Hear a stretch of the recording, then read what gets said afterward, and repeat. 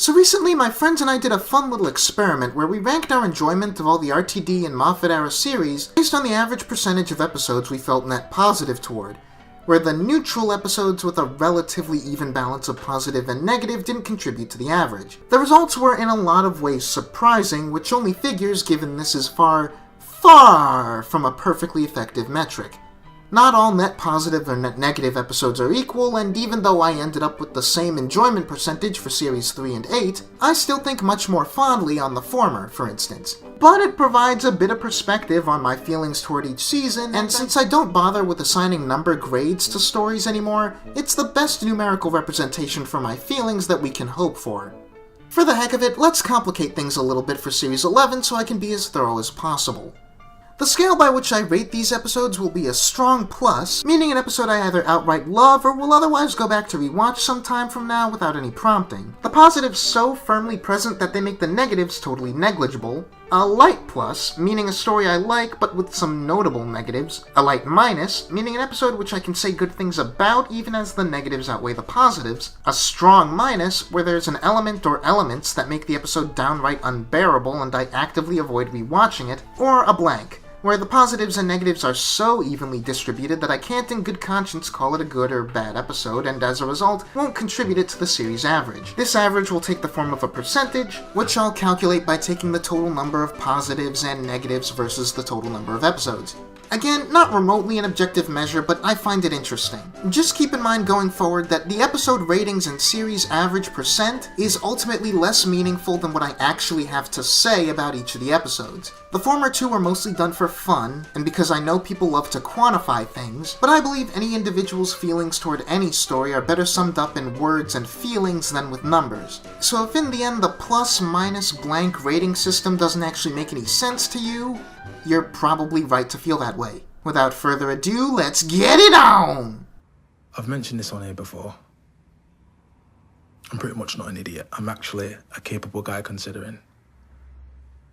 But I'm 19, and because of the thing I told you before, I can't yet ride a bike. The Woman Who Fell to Earth does what the best series openers do. It's a good jumping-on point for newcomers, unburdened by any baggage or continuity from previous stories, with a simple, self-contained conflict that's mainly a grounds for setting up the 5 major characters of the season and establishing the new tone and feel. You'd be shocked how many series openers I feel don't manage to meet all those criteria, even as they manage to be otherwise decent or even great episodes. I'd go so far as to say Smith & Jones, The 11th Hour, and now this are the only stories to really strike that balance. This story has a measured pace without feeling like it's spinning its wheels, and as the antagonist of this episode, Tin Shaw is perfectly serviceable. Characterization all throughout is strong, and all of our leads leave a good impression to be built on later. It's a generally strong episode, but what elevates it from just a plus to a strong plus is Grace's death and the fact that the story actually chooses to dwell in the aftermath. Have you got family? Lost them a long time ago. I carry them with me. So even though they're gone from the world, they're never gone from me. The show has never spent so much screen time on just taking an extended breath while characters grieve. And it's the perfect encapsulation of everything I commend the episode for. Humanizing our mains, taking an understated and very undramatized look at a consequence that any other episode may have treated either too big or too small. First impressions are everything, and I really like this one.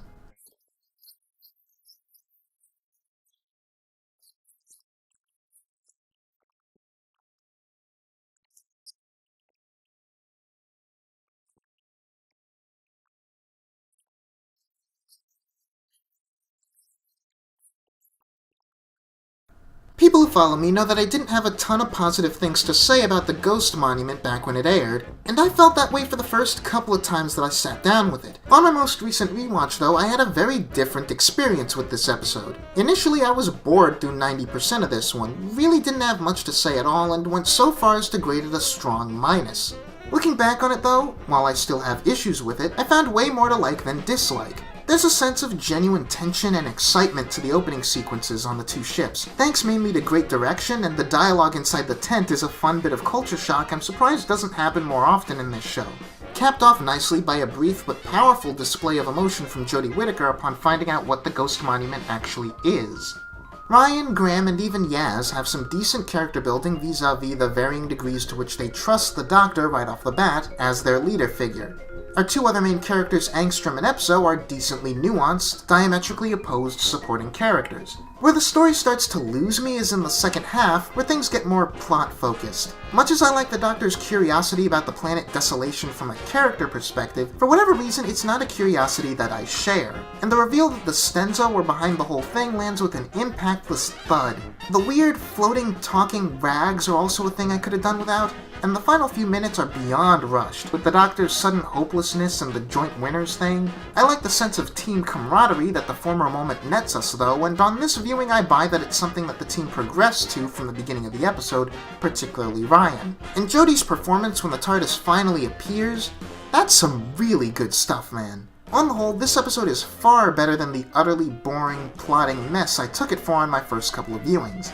The weaknesses take away enough that I can't in good confidence give it a strong plus, but its strengths more than preclude me from giving it a minus, so this one gets a light plus. The unnecessary extreme close-ups are also still weird and unnecessary though.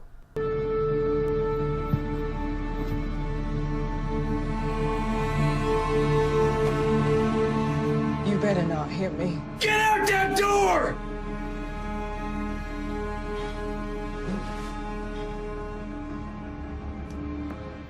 What is there even to say about Rosa that hasn't already been said, positive or negative? It's, for lack of a better word, real in a way that this show almost never gets. Stupid people like to dismiss this one for being a generic racism bad parable, but it says a lot that in a show with death and danger every week, an honest depiction of historical America where no one is even close to death is one of the more viscerally threatening and uncomfortable environments for our characters. I like the little ways the episode preys on the show's formula to make that danger feel all the more real. The gang can't even have an exposition dump in the middle of a public place without immediately making themselves targets. Once again, the Doctor and all three companions have some good character stuff to work with, and though nowhere near a deep or complex villain, Krasko is effectively hateable before you even know what his deal is.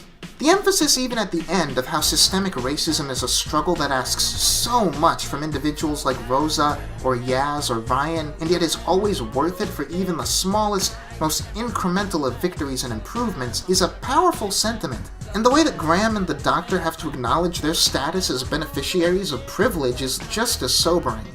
The song choice at the end is a tone breaker for a lot of people, and while it doesn't bother me, it's probably not the creative choice I would have made.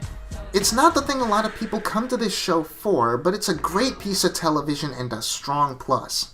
Nadia. I hate spiders. Phobia hate. Oh man, me too.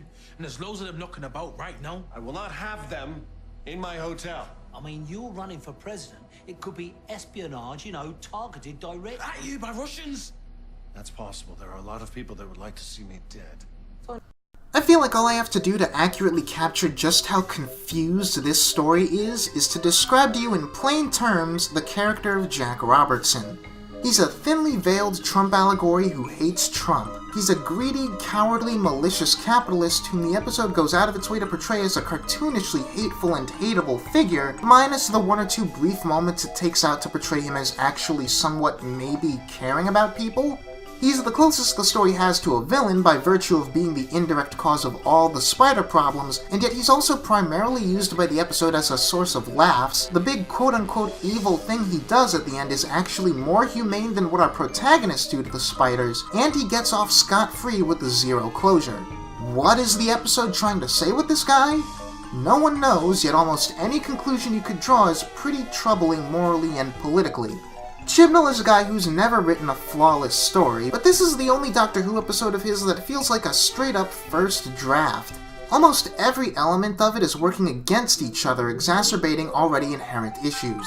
Putting aside that Yaz's family are all written and performed rather generically, and that I still can't get behind visualizing dead characters as a way to convey loved ones' trauma, the domestic drama present in this one also isn't helped by just how divorced it is from the central spider plot. In no way does Graham's grief or Yaz's family dynamic or Ryan's letter from his dad push the narrative of the story forward at all. In a better narrative, the goofy conceit of the giant spiders just coming from plain old industrial waste is exactly the right kind of B-movie weirdness I can get behind. But here, it's symptomatic of plain laziness and I can't co-sign. As someone who's not typically afraid of spiders, that the ones in this episode genuinely creep me out is one of the only things I can confidently say in its favor.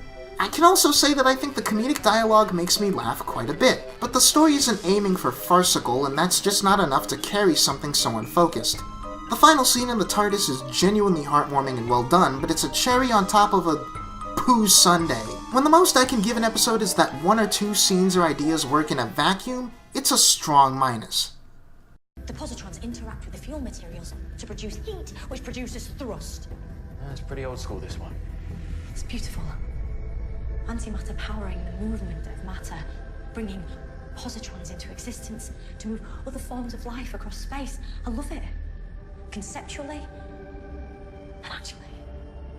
I don't want to play armchair psychiatrist with myself, but something that you might find potentially interesting about me is that I can be a bit of a manic-depressive person. The fact that I was having a profoundly bad, depressing day upon my rewatch of the Saranga Conundrum and still managed to really enjoy it says a lot. This is another example of Chibnall being pretty good at characterizing his supporting cast. There's a big bundle of one-off players in this one, and fittingly enough, the only one that doesn't resonate with me on some level is the robot, at least until the pretty heartwarming ending. I still don't think the guy playing Astos gave a great performance, but it wasn't as wooden as I remembered it being and allowed me to appreciate the character as written a bit more.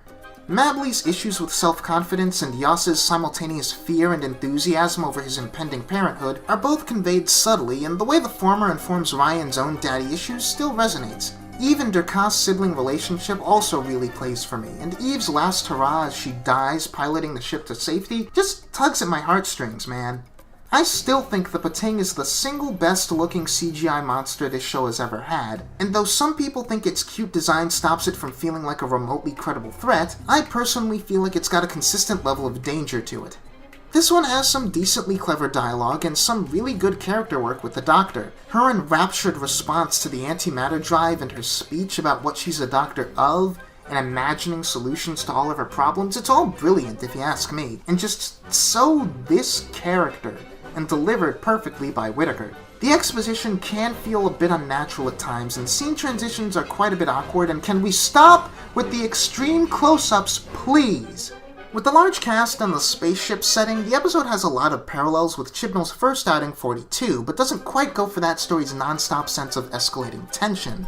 I feel like even with the designated downtime scenes, some of that extra tension could have been achieved by insisting on the Doctor's ectospleen injury and having that get worse as the episode progressed and she kept exerting herself, rather than having it just be token mentions toward the beginning and the end as it is now. It's not like the episode is devoid of tension outside of that, with Yoss's pregnancy, the Pating tearing the ship apart, and the threat of destruction from Lisa's One giving the crew 2 ticking clocks, but I can't help but point out the missed opportunity to make the story a real physical gauntlet for the Doctor like 42 ended up being. There's a bit more like that to nitpick in this one, but the elements of it that landed really landed for me, so I'd feel weird giving it anything less than a light plus.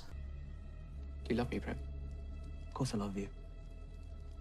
Even if sometimes I don't recognize the brother I left behind. Kanar would have understood.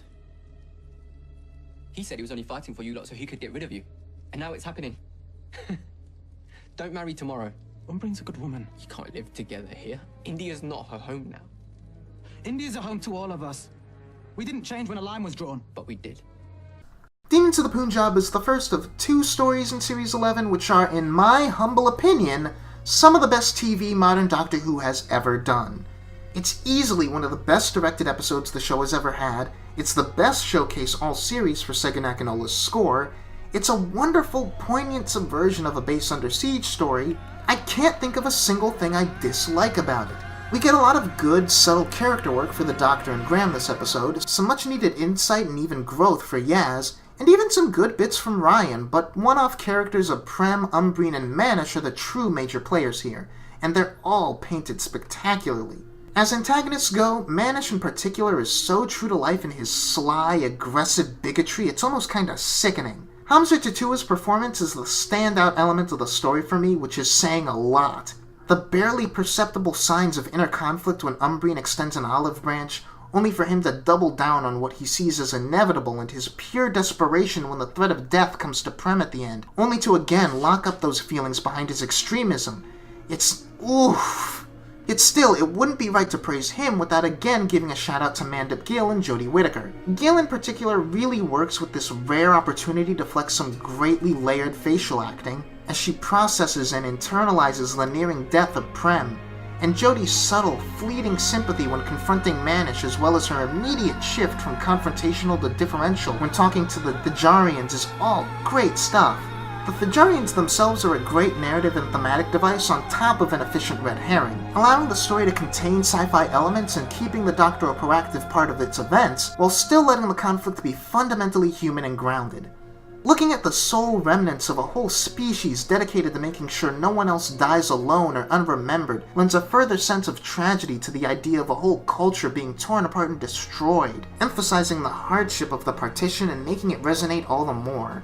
Demons of the Punjab is an experience of an episode, a highlight not just of this series but of the whole show, and it's easily a strong plus. I'm sorry. Twilly, I need your help. Sleep mode off. Hello again. Customers with your current medical symptoms browse blood pressure medication. This is important. I've linked you into the new system, to all the delivery bots, and I have a request. How may we help? Oh boy, Kerblam is a minefield. I am not equipped to discuss this story's take on late-stage capitalism more than I already have elsewhere, but needless to say, I don't let the potentially problematic nature of its message stop me from enjoying it. And indeed, I like most of what I think it has to say, though the more time passes, the more it does niggle at the back of my mind how this story might be taken the wrong way when it could have done more work to cover its bases. Really though, I give this one a light plus because of all the episodes I like this series, it's the one that entices me to rewatch it the least. That might be the result of its political themes, who knows. I personally don't take umbrage with things like the condemnation of malignant individuals overseeing systems, though to really hammer that point home, I think we'd benefit from a glance at the malignant individuals manipulating the system of capitalism, rather than the one protester manipulating the technological system to its own downfall. No, I don't think Charlie being a villain is the episode condemning anti-fascism or anti-capitalist protest. No, I don't think this is an inherently pro-capitalist story.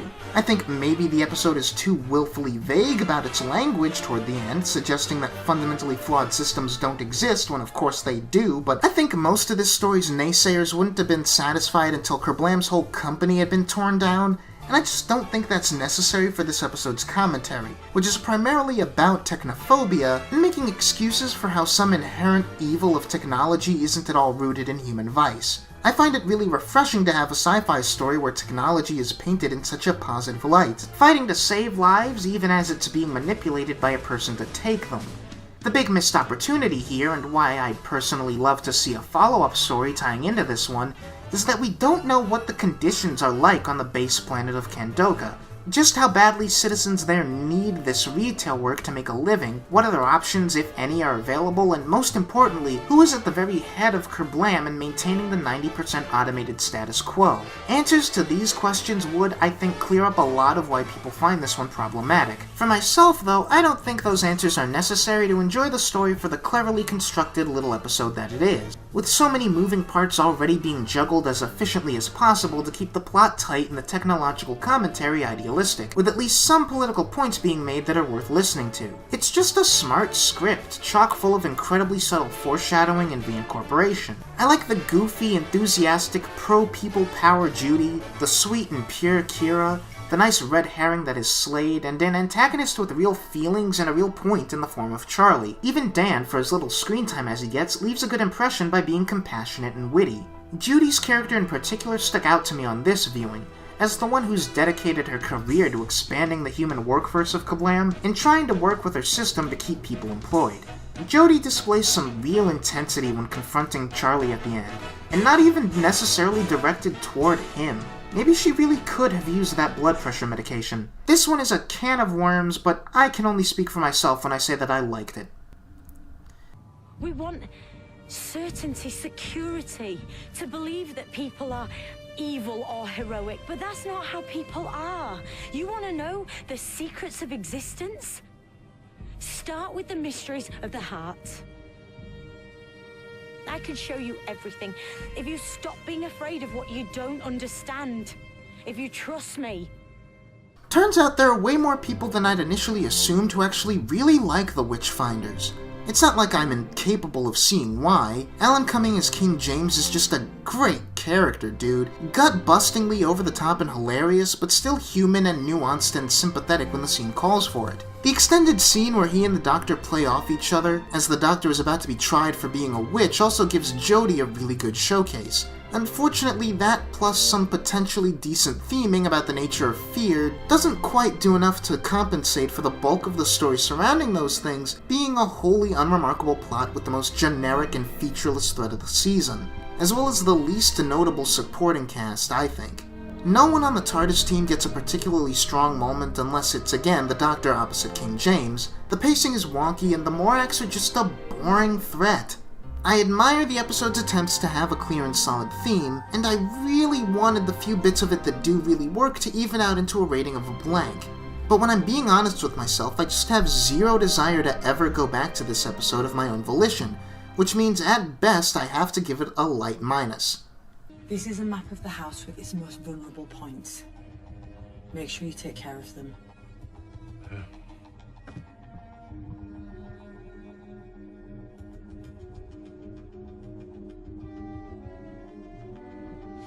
What is the it in It Takes You Away? Is it the sentient universe that is the soul attract? Is it loneliness, like that same universe feels, being locked away by itself, forever doomed by its very nature? Or is it grief, which the soul attract preys upon for company? Needless to say, It Takes You Away in It Takes You Away. Oh wait, does that make any sense? Whatever. This story is packed to the brim with stuff, and in my opinion, none of that stuff fails to land, easily making this the highlight of the series and one of the highlights of the whole show.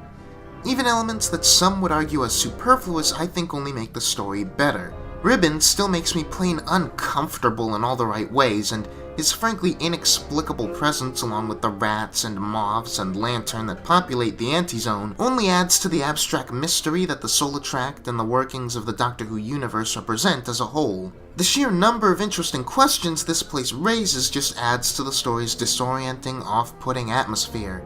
The characters are also all quite well served by this one. Yaz gets a couple of strong moments, but it's quite sad that this is the only story apart from the premiere and Rosa to acknowledge her police profession. I do like that the way it comes into play is in a small, warm moment of her comforting someone who needs it in a way I don't think the other three quite could. She also gets a few fleeting moments of cuteness in the scene where the Doctor exposits to her about the Soul Attract. Her little smile when finding out the Doctor had a grandmother, quickly followed by her face when the Doctor literally drags her into the bed, made me laugh pretty hard. Now that would be cool. Oh, you know the shippers eat it up. And there's so many other good little bits of performance and characterization in this one. The way Graham seems desperate for any reason to believe that Grace is real even as he's skeptical. The Doctor's silent sympathy as she looks over Eric and Trina desperately trying to convince Hannah to stay. Eric's own look of hurt and disbelief at Hannah's response in that same scene. And there's really not a better word for how Jodie's performance and the visuals and the score come together in the climax of the episode than captivating. You can just see as the Doctor fails to convince Eric to leave and seems initially to just be fed up with him, but in retrospect her frustration reads much deeper as you know that that's the moment she's decided to imprison herself for eternity with the Soul Attract so that Hannah can be allowed to have her father. On repeat viewing, the gears turning as she realizes what she has to do is clear in her voice and on her face. Speaking of repeat viewings, rewatching the episode knowing that Trina and Grace are extensions of the Soul Attract adds an interesting but sad layer to every little line and movement and mannerism from each of them prior to that reveal. The way Trina always seems to have an arm around Eric, or the way Grace opines that Graham seems to be doing fine without her in a kind of reverse psychology gambit, all reads as so much more tragic when you consider it's all just one being, trying as subtly but persistently as it can to hold on to someone, anyone, to be with it. I don't even know if that feeling is intentional, especially with the really small stuff, but that the episode induced those feelings in me anyway only strengthens the experience. And the frog? I love the frog, man. I know there are people who would have rather seen the Soul Attract manifest as a figure from the Doctor's past in the ending, but the more I think on that argument, the less I agree with it. Not only is a talking frog parked on a wooden chair the perfect bit of visual abstract weirdness to end this story on, I think it's important that the soul attract in the end isn't a figure that the viewer can project any pre-existing feelings onto. If the Doctor ends the episode talking to Susan or Clara or a previous version of herself, that takes away from the fact that this creature, this universe, is its own being, with its own want for company. Heck, the choice to make it an animal and not a humanoid at all helps maintain the feeling of otherness. Like, of course it doesn't look like a person, it's literally as far from a person as it is physically possible to be. I just admire all of the choices made in this one, and I've really got to stretch for problems to find with it. I suppose I wish for the story's own sake that there was a stated reason in the episode beyond just not enough available time for why the Soul Attract never set up anyone to keep Yaz and the Doctor trapped. I don't begrudge the story for not doing that, and I can infer that it just doesn't have the power or resources to keep all that up, and chooses to prey on Graham and Eric exclusively because they have the most unresolved grief of the four who end up there. But that's one thing I would have liked the story to be more upfront about, since I don't think that'll be clear to the vast majority watching, who might just read it as a contrivance. The one major element of the episode I feel could have been stronger, even as I still really like it, is the relationship between Ryan and Hannah. I think Hannah really works as a character, and I give the episode points for not just spelling out for the viewer that she has trust issues and why that's the case. I think the relationship between the two works, but if I were to change anything about the story, it would be expanding the conversation between the two of them in the cave prior to the flesh mobs coming after them. You can tell that talk is meant to be the turning point for their dynamic, as Ryan realizes how much being honest with her matters to Hannah, and Hannah realizes Ryan has her best interests at heart, but it's cut a bit short and I would have let it go on a bit longer. But that's literally it, man. The whole thing still registers emotionally. This is, to my mind, a story that fires on all cylinders, and by the end I wanted more of it in the best way possible. More of Ryan and Hannah, more of the others exploring the Soul Attract, more of the Doctor and the Soul Attract just sitting down having a conversation because it all works so well. This gets the strongest plus that I can possibly give, and it's one of my all-time favorite stories. None of us know for sure what's out there. That's why we keep looking. Keep your faith. Travel hopefully. The universe will surprise you. Constantly. It really sucks that even someone as largely taken with this series as I was felt it end on such an underwhelming thud as this episode.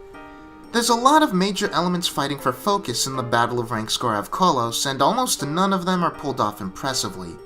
The spirituality of the Ux is fleetingly interesting, but never expanded to the point that it actually means anything. Graham's revenge quest feels forced, chiefly because not for a second do I believe that this man has it in him to kill anyone. The mind-altering effects of the titular planet are constantly insisted on, yet never factor into the story at all, even if capitalizing on that one plot device could have actually solved some of the story's other problems. The one character we see affected by it is quickly given one of the Doctor's neural balancers, and if I'm being 100% honest, I would have either cut or altered that character and gotten rid of the neural balancers entirely. Having the TARDIS team unaware of the planet's effects before they slowly start succumbing to them could have made for some great character work and much larger personal stakes. I don't want to judge this episode for what it isn't, that's not really fair, but in its current form, emotionality and stakes are two things that I find seriously lacking. And for a finale, that's unforgivable. The Doctor and Yaz just up and take their balancers off with zero repercussions. What kind of writing is that? It also doesn't help that the episode is so much dry exposition. It's just a constant stream of dialogue conveying information with no emotional follow-through beyond the Graham stuff, and even that's mostly on paper. Like some other episodes, there's tidbits of characterization for Ryan and Yaz that's consistent with what we've been getting of them already, and I can kinda see what the story is trying to do with the Doctor and Tim Shaw, but what I think people mean when they say this episode doesn't feel like a finale is that there's no sense of closure from an emotional or character perspective. It's not that this story needed to pay off some overreaching plot the way previous finales have. In fact, I think the story's biggest weakness is that it's too plot-focused. Samuel Oatley, I will grant, lends a genuine creepiness to the decrepit, barely breathing Tim Shaw, but there's just so little beyond that to really appreciate in this one. I actually have a hard time deciding whether or not I prefer this one to Arachnids in the UK. On the one hand, Arachnids is doubtless the more entertaining episode, and they both suffer from major focus issues, but at least this one, if nothing else, has no debatably harmful messages in it. Either way, it doesn't really matter because, like that episode, this one gets a strong minus. You couldn't even control one person. Humanity will surrender. They really won't. Trust me, I've seen them in action. They've fought off so many things, including the worst of their own people. They're really stubborn. Have you not worked that out yet? Even the recon scout Daleks, the first ones out of Skaro. Humanity bands together, vanquishes you, and buries you for centuries. Yet I survived. Yeah. Be good at that. It's really quite a good thing that Resolution was released in such close proximity to the series proper, as it's really a far better end cap to this string of episodes than Randscore was. And no, I don't just say that because it's a better episode. Randscore is a story with multiplanetary stakes that simultaneously manages to feel small and inconsequential. And its attempt to wrap up the emotional thread of Graham and his grief is at best iffy. By comparison, Resolution manages to make a single Dalek feel like the biggest danger of the whole season, and Ryan's relationship with his dad is a pretty solid payoff to all the seeds we've gotten for that throughout the previous stories. On that former point, Resolution is the best Dalek story since Doomsday 13 years ago, and I will hear no words to the contrary. It's also the only time a Dalek has been properly frightening since a year before that. I was really curious to see what the show's biggest bad would feel like under Chibnall's pen, and while I admit there's some logical contrivances surrounding the Recon Dalek, it's nice to see that Chibnall fundamentally gets these creatures at their best. That just one can be a nightmare because, divorced from any kind of hierarchy or convoluted scheme, all it has to fall back on is hatred and bloodlust. This thing isn't messing around. Its goal is human extinction, and that's what it does. Outside of the main players of the episode, there's not a single living being that comes into contact with this thing and survives the scene. Not to throw stones or anything, but I can't even remember if we actually ever got to see a Dalek kill anyone on screen in the Moffat era. I mean, I'm sure they did, but I have to think about it, and even then, no examples come to mind. I don't know, I went into the nuts and bolts of this one in my unscripted review, and I stand by all that I said there, so check it out if you want more justification for why I'm giving this one a strong plus. And so, bare pluses and bare minuses taken into account, my mostly meaningless enjoyment ratio for Series 11 comes out to